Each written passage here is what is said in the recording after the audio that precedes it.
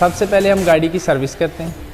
Service में उसके जितने भी एजेस होते हैं, यानी कि डस्टी पार्ट होते हैं जिसमें आपके मोटर गार्ड हैं, नीचे से गाड़ी का इंजन है, यानी डीग्रीसिंग वाला काम जितना है वो करते हैं। उसके बाद गाड़ी की क्ले होती है। क्ले के बाद गाड़ी आ जाती है इधर हमारे डिटेलिंग सेंटर पे। इधर हम गाड़ी को फिर सारी को चेक करते हैं, उसकी इंस्पेक्शन होती है कि कहीं पे कोई चीज़ मिसिंग तो नहीं। वो करने के बाद गाड़ी के ऊपर बफिंग का काम शुरू होता है, यानी गाड़ी को देखते हैं अगर गाड़ी को 1 स्टेप की ज़रूरत है, ब्रांड न्यू गाड़ी है तो उसको क्या चीज़ उसके ऊपर यूज़ होगी वो करते हैं। उसके बाद गाड़ी की पॉलिश होती है।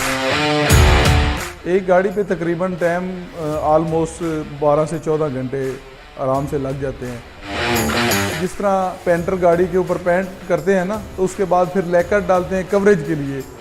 उसी नुमा का एक लिक्विड है जो हम मसलन उस पर करते हैं बॉडी पे ना, तो वो मसलन अगर लैकर है तो लैकर के ऊपर कोड हो जाए तो फिर उसकी ताकत डबल हो जाती है और वो स्क्रैचेस जो है ना बॉडी पे नहीं पड़ते।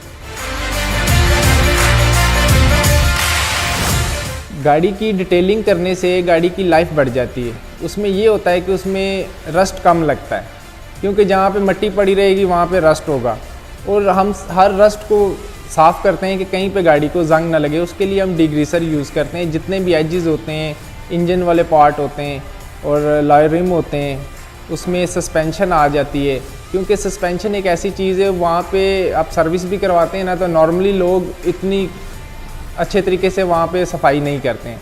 और डिटेलिंग जो है ना, डिटेलिंग हम इन लोग इसलिए कर रहे हैं क्योंकि हमारे गाड़ी की सेफ्टी हो जाए, स्क्रैच से जो है ना वो बच जाए। हम लोग इतने खर्चे करके जो है ना पेंट में जो है ना खर्चे करते हैं, तो उससे डिटेलिंग का यही फ़ायदा है कि हम लोग डिटेलिंग करके जो है ना स्क्रैच और इससे बच जाए हमारी गाड़ी।